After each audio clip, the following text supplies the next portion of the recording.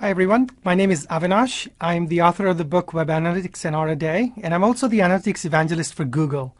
And what that means is I get to work with our products and services that our customers use to make better decisions. Let me give you a couple of quick examples of the kinds of reporting and analysis you could do with free tools like Google Analytics. One of the common questions people have is try to figure out what is valuable on my website and what is getting people to come to my website again and again. And the metric that people end up using is average visits per visitor. And what you're trying to figure out is how many times did somebody come. And the problem with that metric is that averages lie. And they tend to give data that is not very actionable. So the report that I actually like a lot more is the visitor loyalty report in Google Analytics. It's very easily available to you. And what it shows you is the number of times different people come to your website. And so what you can do very easily is say, oh, well, all right, 40% of the people came once and never again. Oh, look, here's what the other 60% of the people are doing. And you can take that and identify valuable behavior for your website. So for example, in working with a content site, a valuable behavior is that somebody comes to your website 3 or more times or 4 or more times a month. Well, you can take that group, you can put that into a segment, and then you can easily apply that segment to your core reports to answer some very fundamental questions.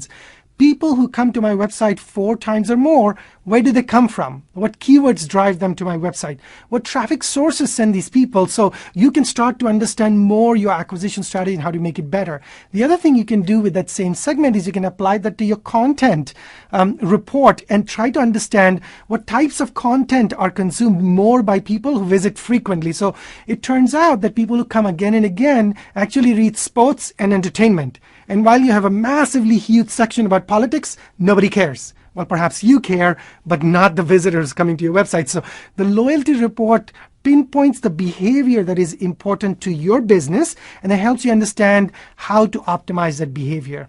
Another question I get very often is people say, I really don't know what pages to improve on my website. That's really a great question.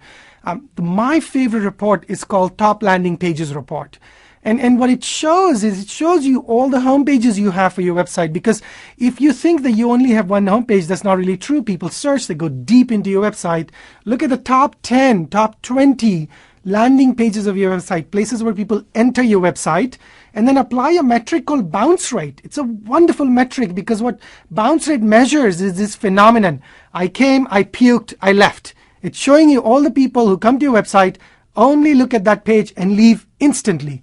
So by the time you apply bounce rate to your landing pages report, you're able to figure out which pages on your website are not able to get even a single click from your customers. Those are the ones that need improvement. Let me close with one of the Adsense reports that I tend to use a lot. And it's called the Adsense Content Report. It's also available in Google Analytics Standard. And what it shows me very, very easily is the content on my website where Adsense ad tends to get most amount of clicks.